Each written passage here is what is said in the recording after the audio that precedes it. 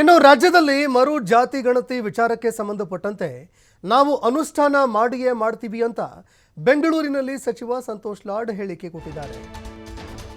ಜಾತಿ ಜನಗಣತಿ ವಿಚಾರಕ್ಕೆ ಸಂಬಂಧಪಟ್ಟಂತೆ ಮರು ಜಾತಿ ಜನಗಣತಿ ವಿಚಾರಕ್ಕೆ ಸಂಬಂಧಪಟ್ಟಂತೆ ಸಂತೋಷ್ ಲಾಡ್ ಮಾತನಾಡಿದ್ದಾರೆ.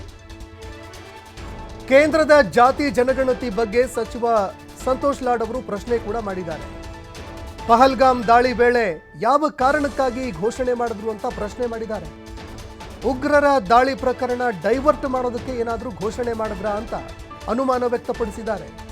ರಾತ್ರೋರಾತ್ರಿ ಜಾತಿ ಗಣತಿ ಯಾಕೆ ಘೋಷಣೆ ಮಾಡಬೇಕಾಗಿತ್ತು ಅಂತ ಸಂತೋಷ್ ಲಾಡ್ ಪ್ರಶ್ನೆ ಮಾಡಿದ್ದಾರೆ. ಮೊದಲಿಂದ ಇದ್ರ ಬಗ್ಗೆ ಅಪ್ರೆನ್ಷನ್ಸ್ ಇದೆ. ಕ್ಯಾಬಿನೆಟ್ ನಲ್ಲಿ ಸನ್ಮಾನ್ಯ ಮುಖ್ಯಮಂತ್ರಿಯವರು ಬಹಳಷ್ಟು ಎಲ್ಲರಿಗೆ ಅವಕಾಶ ಕೊಟ್ಟಿದ್ದಾರೆ.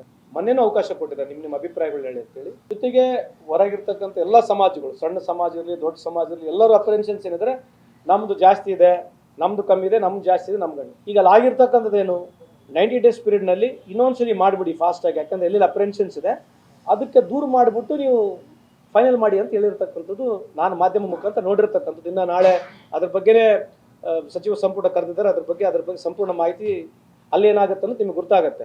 ಬಟ್ ಮೇಲ್ನೋಟದಲ್ಲಿ ಅದು ಅನುಷ್ಠಾನ ಮಾಡೇ ಮಾಡ್ತೀವಿ, ಅದ್ರಿಗೆ ನಾಳೆ ಪ್ರಶ್ನೆ ಇಲ್ಲ.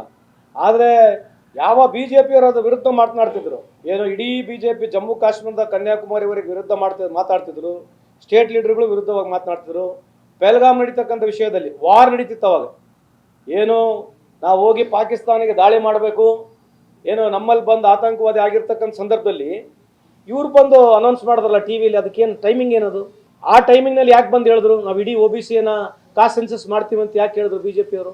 ಭಾರತ ದೇಶದಲ್ಲಿ ಕಾಸ್ಟ್ ಸೆನ್ಸಸ್ ಮಾಡ್ತೀವಿ ಅಂತ ಬಿಜೆಪಿ ಯಾಕೆ ಹೇಳಿದ್ರು? ಆ ಸಂದರ್ಭದಲ್ಲಿ ಯಾಕೆ ಬಂದು ಅಲ್ರಿ, ಇದು ಜಾತಿ ಗಣಿತ ಎಲ್ಲಿ ನಡೀತಾ ಇದೆ? ಲಾಸ್ಟ್ 3-4 months ನಡೀತಾ ಇದೆ. ಇದನ್ನು ಹೊಸ್ತಾಗಿ ತಂದೀವಿ ನಾವು. ಫಸ್ಟ್ ಆಫ್ ಇಟ್ಸ್ ಕೈಂಡ್ ಎಲ್ಲರಿಗೆ ಅಪ್ರೆನ್ಷನ್ಸ್ ಇದೆ. So we have to respect everybody. ಅದ್ರಾಗ ಯಾವುದೇ ಸಮಾಜದವರು ನಮ್ದು ಕಮ್ಮಿ ಜಾಸ್ತಿ ಅಂತಕ್ಕಂಥ ಅಪ್ರೆನ್ಷನ್ಸ್ ಎಲ್ಲರಿಗಿದೆ. ಒಂದು ಸ್ವಲ್ಪ ಲೇಟ್ ಆಗ್ಬೋದು, ಪರವಾಗಿಲ್ಲ. ಅಲ್ರಿ 160 ಕೋಟಿ ಏನು ಖರ್ಚಾಗಿದೆ, ಇದು ಸ್ಟಾರ್ಟ್ ಆಗಿದ್ದು ಪ್ರಾರಂಭದಲ್ಲಿ UPA 2 ಸಂದರ್ಭದಲ್ಲಿ ಮನಮೋಹನ್ ಸಿಂಗ್ ರವರು ಎಲ್ಲ ಸ್ಟೇಟ್ಗಳಿಗೆ ಆಗಬೇಕಂದ್ರೆ ಸ್ವಲ್ಪ ದುಡ್ಡು ಬಿಡುಗಡೆ ಮಾಡಿದ್ರು. ಅದ್ರ ಜೊತೆಗೆ ರಾಜ್ಯ ಸರ್ಕಾರ ಖರ್ಚು ಮಾಡಿದೆ. ನಾಳೆ ಇನ್ನೊಂದು ಸ್ವಲ್ಪ ಖರ್ಚು ಮಾಡಿದ್ರು ಕೂಡ ಸಾರ್ವಜನಿಕರಿಗೆ ಆಗ್ತಕ್ಕಂಥ ಅದ್ರಾಗೇನು ಅನಾನುಕೂಲ ಇಲ್ಲಲ್ಲ. Definitely it should be binding ಆಗಬೇಕು, ಮಾಡ್ತಾರೆ.